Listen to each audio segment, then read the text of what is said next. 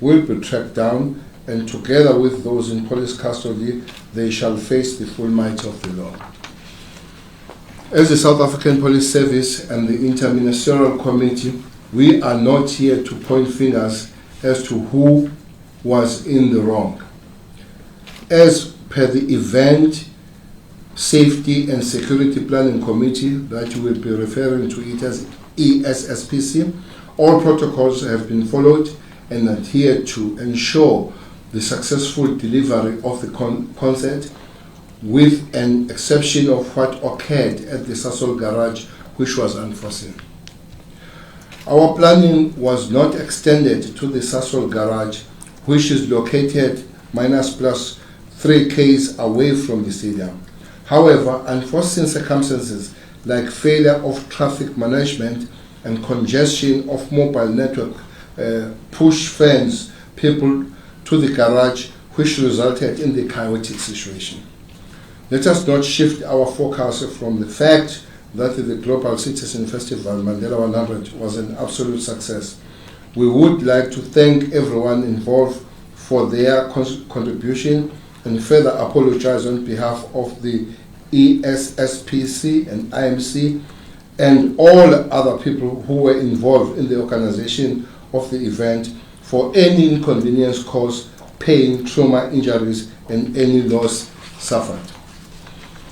We have been monitoring social media platforms as well as all other media platforms on how people have been describing their traumatic experience. What we have up to this point is that one person received medical attention for shock and minor injuries after being bumped by a bus. We have also noticed people saying that there were no police to be seen in and around the Sasol garage. We dispute the narrative that no police members was on site. Well, fortunately, I have in my possession a video clip which was sent to me showing a Boysen police station van in the midst of the stranded crowd. It's on my phone, those would like to see it. Though that it was sent by the people that were there. They took that photo of the van, the patrons, and sent it. So the narrative that there was no police to be seen in the area could not be very correct, because the van you could see in the midst of all that. And it SAPS is the main stakeholder as far as the prevention of crime is concerned. We concede that the inadequacy and the lack of prompt response of the police may have exacerbated the situation and presented an opportunity for criminal activities. Once again, I want to reiterate that it must also be acknowledged that the challenges experienced after concert collectively as a government event organizers and all other stakeholders and patrons must take responsibility. Those who have become victims of such criminality have been encouraged to report to their nearest police stations. Cases that have been reported since the 3rd of December up to now are 50. Thus far, of which 5 are in court. To this end, we want to thank those for adhering to the calls to register cases. Thus far, 15 suspects have been arrested for various crimes committed. We have also called on all police stations, and we are calling on police stations, not to turn anyone away that want to open the case there.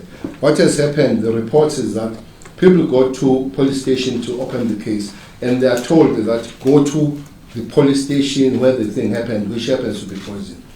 What we are communicating and calling on the police, open the case wherever people open the case, and police transfer the case to the relevant police station. But they should not turn the people away and to tell them to go to Poison.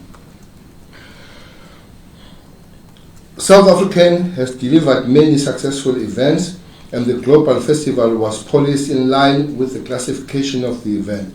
The net joints had planned for a successful event one that was free from incidents. Unfortunately, unforeseen incidents occurred which are very regrettable.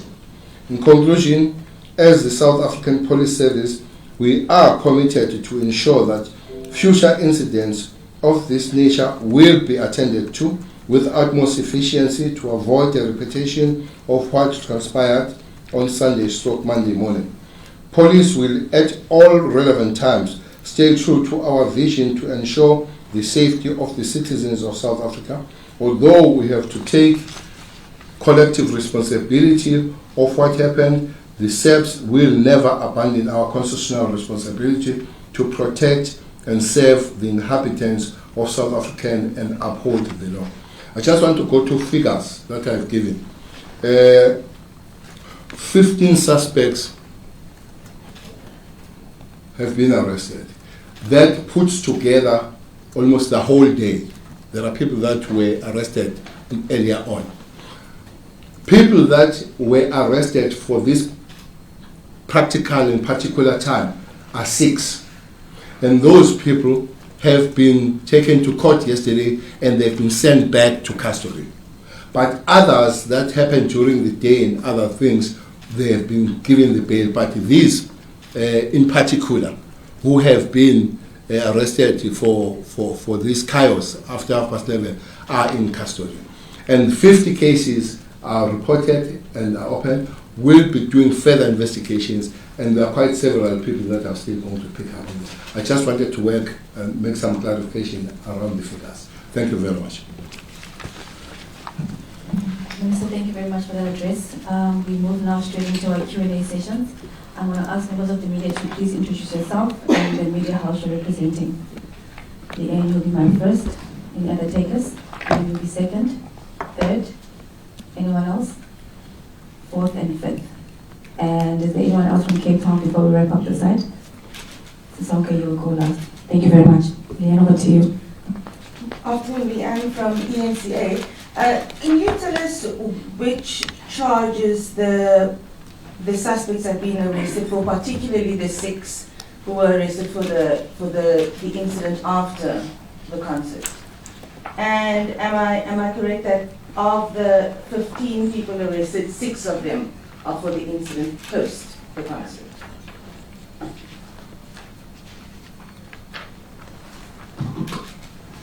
Bulelan from SABC. Just 2 questions, Minister. Earlier on in the week, there was a statement by the police saying that the area near Sasol was not their responsibility. At which stage now have you now made an able turn to say that you will continue to carry your constitutional responsibilities of maintaining law and order? The second question relates to the police visibility in the area of Sasol. You say Sasol was not the responsibility of the police. That's what the police said. That was the statement. And the second question is in relation to the visibility of police at Sasol. I think the question was not really about whether there were police or not. The question was they did not act when they saw all of these incidents happening there. Can you respond to that? Okay. Minister Lindsay Denklinger from Eyewitness News. We have in our possession a plan that clearly shows that the police did not stick to the plan that was agreed to with concert organizers and others. Can you just explain to us how the security plan was devised in the first place, who was involved, and why were there deviations? For example, the plan shows that police officers didn't arrive on time, roads weren't closed off the night before as planned, and that these hiccups were already evident at the Guns N' Roses concert. So why was nothing done to tighten up on that the night before? And secondly, contrary to what you're saying about police were visible at the police station, for example, we've also seen security footage at the stadium that shows, for example, only 5 police officers in a certain area or at a certain gate. Can you just maybe elaborate on, how that comes to be? It just really seemed that there were just very few boots on the ground.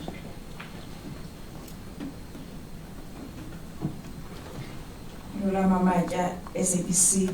Minister, if you can just tell us the number of subs that were deployed during the event, and also if you can comment on the arrest of 2 members of the gang unit in Mitchell's Plain. Apparently, they were arrested for theft while they stole while raiding a house in that area. Thanks. Natalie Malchus, Open News. So my questions were asked by both the previous journalists. I just wanted clarity on the number of police officers, the ratio of police officers to concert goers, if that was included in the strategy. So it's the same question that has been asked. Yes, Minister. Okay, I'm Sisonge Mlamla from the Cape August newspaper. One of my questions was asked about the anti-gang units which were arrested. Another question, on Sunday there was lights, there was Cape Town Festival lights. How involved were the police? Because we also heard that there were some few cases which were registered, and also 2 murders which happened. And how involved were the police on Cape Town lights? You'll be the last one from Cape Town, sir. Right at the back. Good afternoon, Minister. Paul Bheki from Bloomberg. At the First National Bank Stadium, the police would have opened their venue operations centre. Could you just tell us what time that was operational, from what time until what time was it dismissed? And then how many phases were in the operational plan for the First National Bank Stadium? Thank you. Thank you for that round of questions, Minister, and the panel over to you for responses. Well, I'll take easy questions and the generals will answer difficult questions.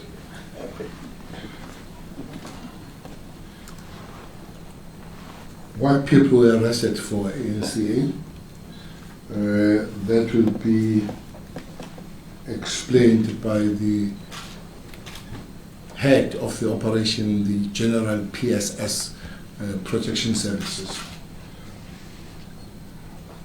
SAPC, Sasol was not, police were not responsible for Sasol. That could not have happened, so it can't be so. South African police are responsible for every inch of South Africa to police. There is no inch where South Africans in South Africa can say are not responsible. Maybe that's why it is in the statement to say maybe the planning was not extended to the Sasol garage. And what happened, basically 2 things that pushed people to assemble in Sasol garage. One was the almost total collapse of the management of traffic. So people had to move towards where they believe will find the transport rather than normal areas where it has been planned for, because could not reach there. For the fact that things happened at 2 until 3, 4, which means there was no movement of the people. And one main thing was the congestion of traffic going there. So people moved there, trying to access the transport that they were supposed to take home. I'm sure there are new things, like I always ask, if 5,000 people call Uber to go, what happens? And so maybe are the lessons of sticking to the traditional and trusted ways of doing things. That's one. But the second one that many people are saying was not a collapse, but the non-availability of signal when they were phoning. When they started in the stadium, stadium could not really go out. I remember my guests there, including my wife. I don't know whether they got the corner, but I even complained at the later stage that looks like I'm going alone because they are in your corner trying to get to the. But that was just a norm in the stadium. Looks like that continued as people went out. And the information is that near Sasol, there was better signal. Maybe most people move towards that. So it is on the score that we accept that there was inadequacy of planning for Sasol initially. That's why when we are trying to say we should have better responded when that happened and promptly so. But to say there is area where there is no responsibility of the South African police to police in South Africa, that cannot be accepted. It cannot be so, because the Constitution tells us very straight what South African police are supposed to do. You say the question was not the visibility of the police. No, maybe that did not come to you. That has been a big cry, as Sasol. Monitoring, and people were using even very expressive words like there was no single police to be seen. That has been said time and again. So I'm saying I have a clip for the police to be seen. That narrative of no police to be seen cannot be correct. But we qualify that event was seen. It doesn't mean that policing there was adequate. It wasn't adequate, and the prompt response could have been still better, increasing those numbers. So if people come and complain and open the cases of police not doing their work, we have ways of working on that. Definitely, if they open and give us information that indeed police did not do their work, South African police will take that up, including if it needs to be on all other structures that will work around it. We won't leave that lying down if they were there but could not assist the people there. But 6 other people were arrested there. 6 other people were arrested there by the metro. But to say then there was no police to be seen, yet 6 people were arrested, and these are the same people that haven't got the bail.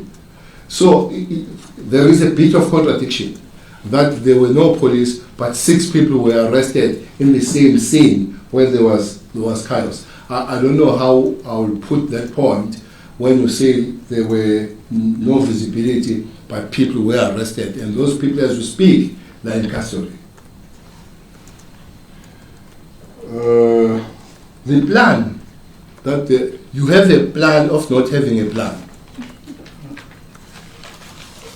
That I would not understand, because you say in your hand you have a plan of not having a plan to police the situation. I don't know how to answer that question of not having a plan of not having a plan. But the plan, maybe I don't understand the question, what the organizer said to you. But major events in South Africa, by the way, all of you know that South Africa runs major events, major events, whether it's your BRICS, whether it's your 8, whether it's your global, whether it's your 2010, it does. These events, they are planned on many different areas. One we said is ESSPC. One is net joint. Other things that will finally come will what is called VOC. I think the gentleman at the back will listen to that question, to that answer. It's come to VOC. VOC is a venue operation center. It's where we operate, seeing things. We get a corner where we sit there and we look at that. When the planning was started, the final briefing of the plan took place at about 8 Sunday morning. That was the final briefing of the plan. There were police. There were other structures, like the organizers themselves. There was stadium management. There were people that are running the private security company. There was SSA and many stakeholders. They were in that final briefing. Police in the stadium, the final number I got, people that were involved, I think there were about 260. plus minus 260, that would be there. Yes, yes. So that's a figure. And there were 8 companies, not companies, there were 8 security companies that were part of the stadium. I don't have individual figure, but they say it was minus plus 2,000 people out of those 8 companies that were there. So the visibility of the police on 260 people would expect that is there. And then the 2,000, if it is 2,000, but what I'm sure of is that there were 8 private security companies that are there. So I'm not sure about the figures, but they say minus plus 2,000.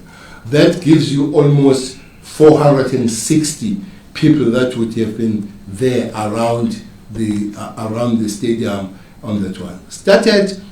The joke started before a first person came. Because when I came there for final briefing, there was nobody in the stadium except the people that were working. We included going down and speak to Mr. Events. The events. the CEO of the organization. Yes. We offered, because they raised some issues about the movement of the people coming to the stadium. We offered a kennel to permanently be placed on the stage so that they work direct together. There was a permanent from the South African Police kennel, and there was an officer from the Johannesburg police, so that there is a smooth working from there.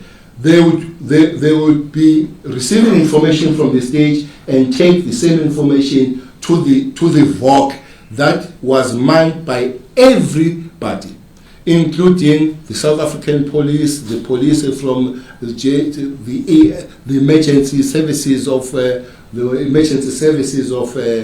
of the city, the traffic people, and everybody was there, visited them before a single person was in the stadium.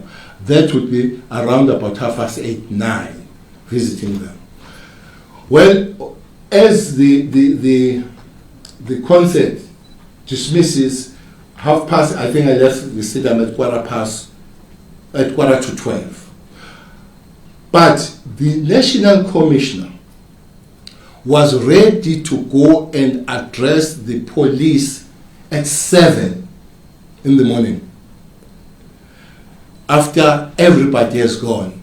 Unfortunately, he couldn't go there, but the final disperse of the police was at 11 a.m.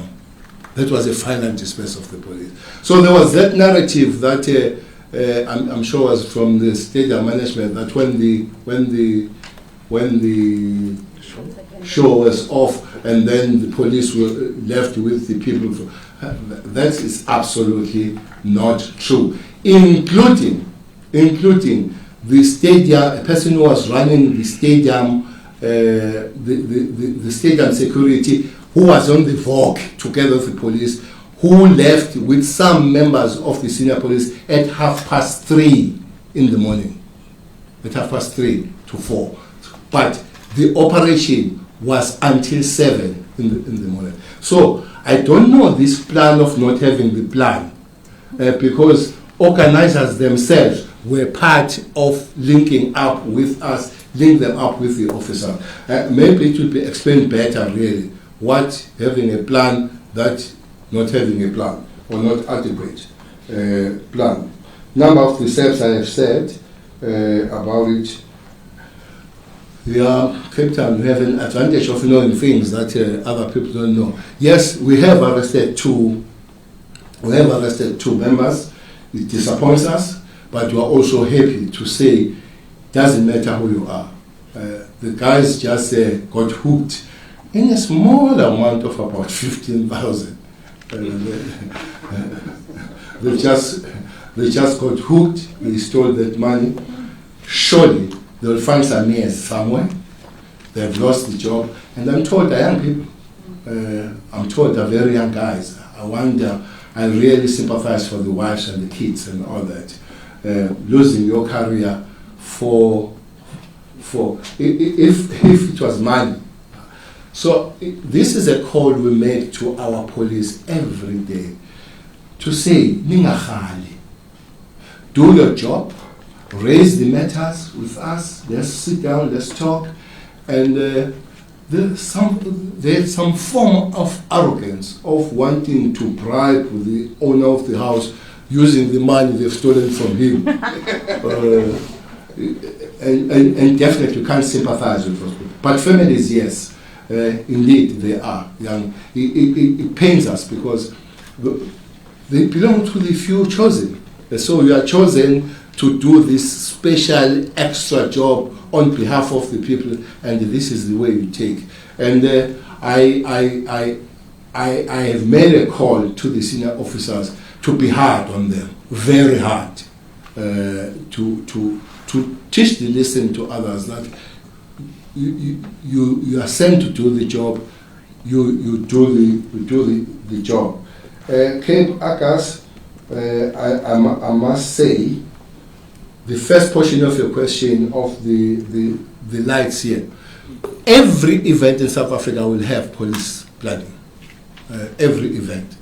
There is no event that has got a potential of getting offended where the South African police. By the way, there is a law in South Africa that deals with those events, the sports and all this.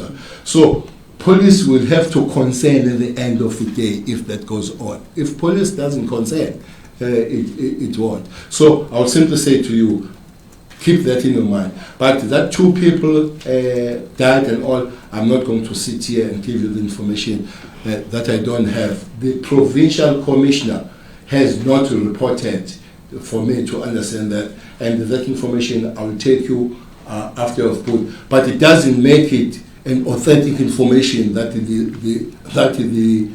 journalist is asking it. Once we get that and we prove that it happened, yes, we'll make the point that it has happened. But the event was policed, as that is generic, but the information is the first time that I get it from you. Could be genuine, it could be checked. Too many information you get from journalists that at the end of the day is not. In Westbury, yes. In Westbury, there was a headline from SABC TV saying, after the minister's gone, the man has been gunned down. And no man was gunned down in Westbury. No man was gunned down. And they were arguing that somebody has died. And it's an easiest case, by the way, to prove the death, because there is a dead body. So you are not going to guess that somebody has died or not. That was that. ENCA, there was a big halapalu by somebody that died near Mother Mandela's house. Nobody that has come from so it doesn't mean that if the journalist asks you the question, knows that thing is true. It doesn't. But allow us the space, all of us, to work on the matter. If it is so, nothing wrong coming back and saying you were correct. It's you that were really running the stuff. Why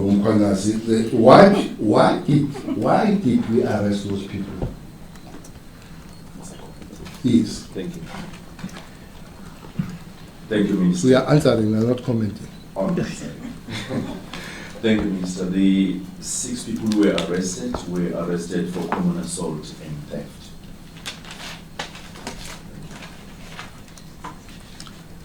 I don't know, Minister, whether should I add in terms of the breakdown.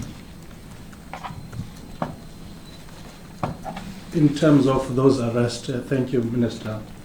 The first one is the inquest, the person that passed away whilst he was working, which was around the afternoon at the FNP Stadium. And then the other one, we account for fraud. That is the case that was open. And then the other one is the one unlawful protest, which happened around also, I guess it should be around 12 in the afternoon, 1 o'clock. Then robbery. Then we had cases that were reported for robbery, stealing of cell phones and whatever, which we account for 24. And then we've got cases of assault, which were 3, and then 2 for armed robbery, as well as 6 for theft, and then 1 for hijacking. Maybe also, Minister, the question that they raise around the issue of the VOC, maybe one can expand further to say the VOC is basically, as the Minister said, is the venue command center. Now, what time we open, I think the journalist will be aware that when we started the operation, we were only able to take over the stadium, that is the entire stadium, as the security agencies, around 23:30.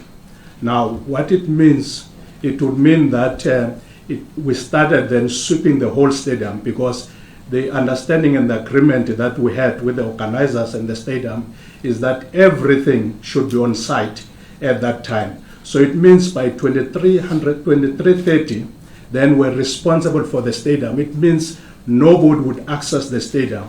Then we started sweeping. Soon after that, then it means there was a first deployment.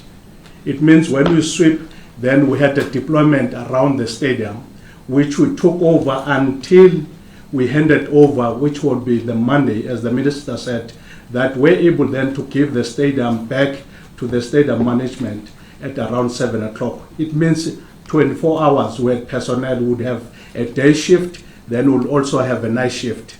Now the venue operation, the VOC itself, it means we started activating, which was the first meeting, which was headed by General Mkhwanazi. It was 5:30. Now mind, again, we're saying that already at that time we had a deployment around the stadium, and as well as the stadium was sterile at that point in time. Thank you, Minister. One more? Yes, maybe just to add on that one, that as the VOC was open, already we had a team that was in the VOC on the 18th, Saturday in the evening. Remember, we have Guns and Roses that were actually in the same stadium with their event, and they finish on Friday in the morning, so they have to remove everything.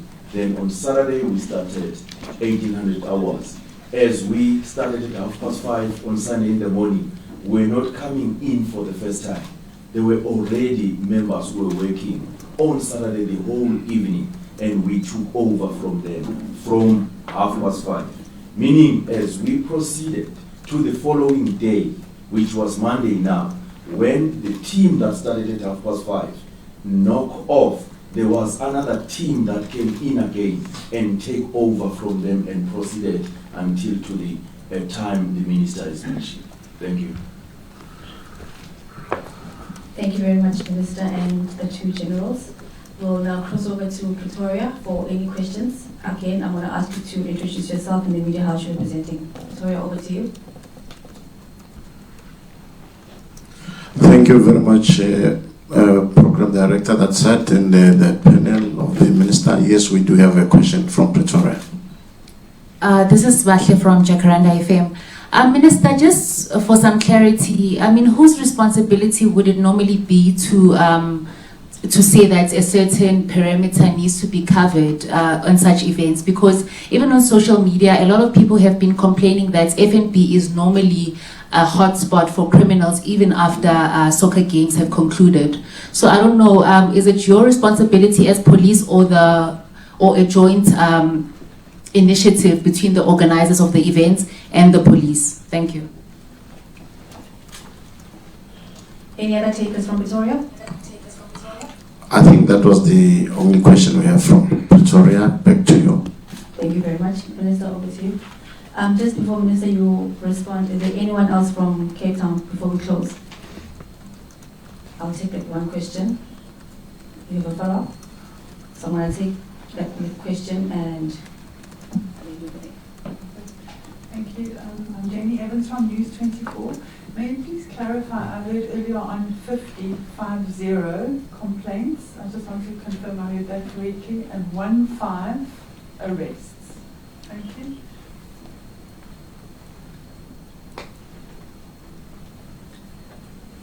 Yes. Sorry, Minister, I'm just following up again from the previous question I don't think was answered regarding did the police deviate from the security plan? Have you assessed your plan and picked up places where it was deviated from, because it is certainly the information that's coming to us from people who were involved that the plan was not stuck to.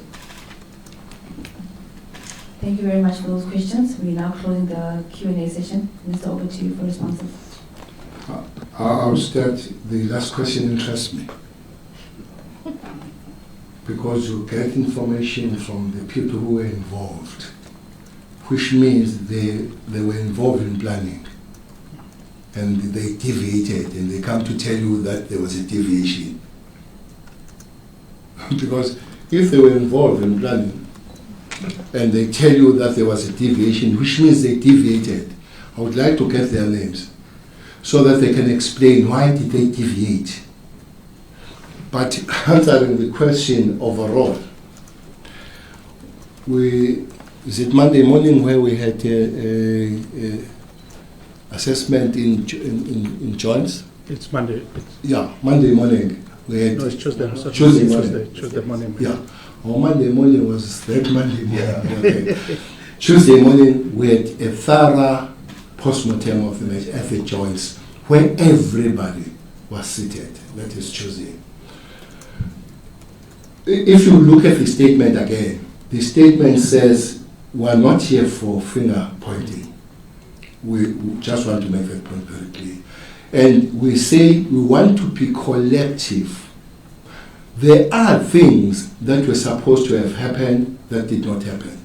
If that is a deviation, I don't believe so. It could have been maybe the unforeseen conditions or situation. One of those was a total collapse of the traffic management.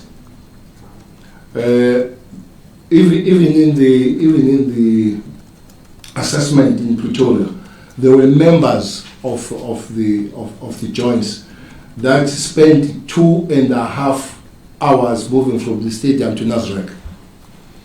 They couldn't reach Nasrec. There's one senior member from presidency.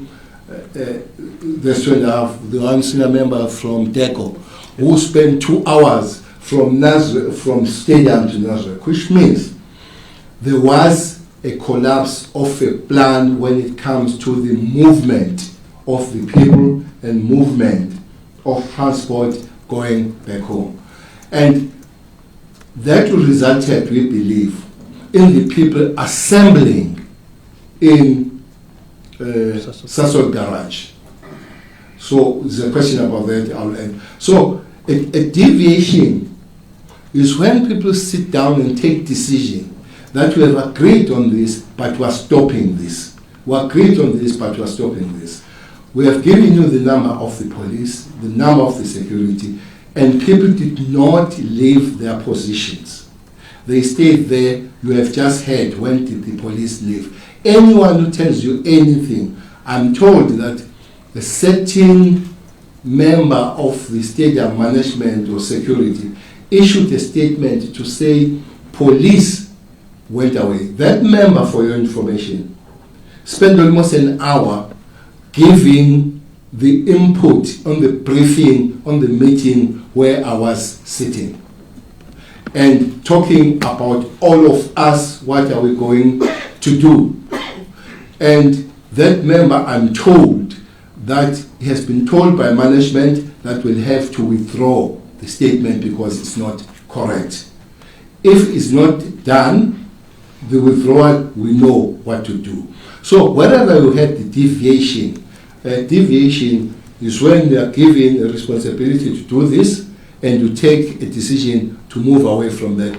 We don't have that evidence that everybody deviated. The evidence that we have is that the unforeseen circumstances made some collapse in some part of planning, transport being the major one here. Jacaranda, you are asking whose responsibility it is. I've answered that question. It's a responsibility of South African police to take the security and safety of every South African, including people that are visiting there. So Sasol indeed is +3 minus case away was not, because things like collapse of traffic management, things like non-availability of signal were not known.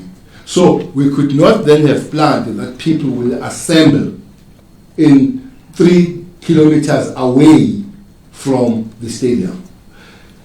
That's why we're saying some of these things they're giving us new lessons that we'll know next time, but some of these things are things that we're prepared for and did not happen the way that we're prepared for, especially the transport issue.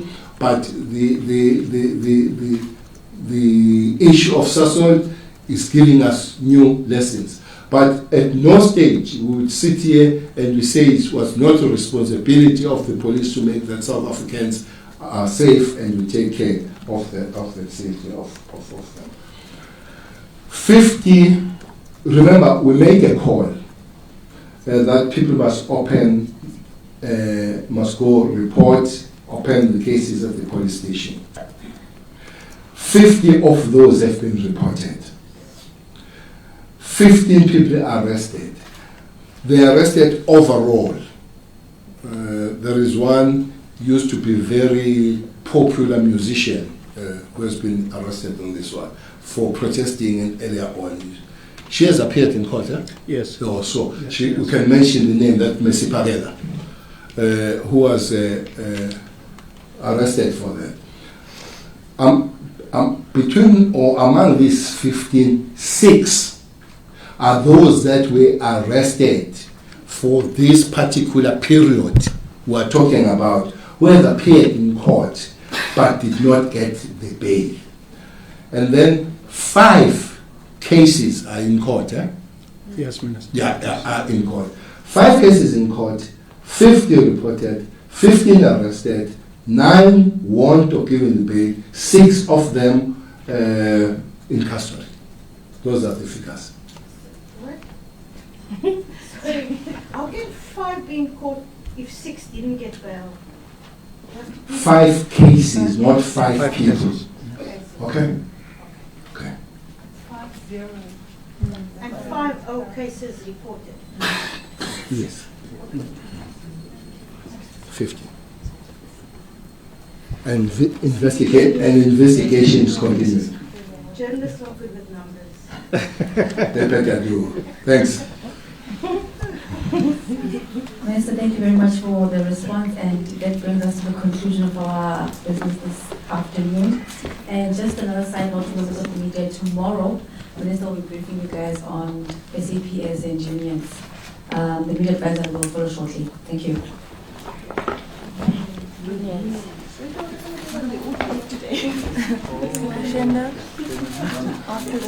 Now, that's the terrain of the National Commission. Okay.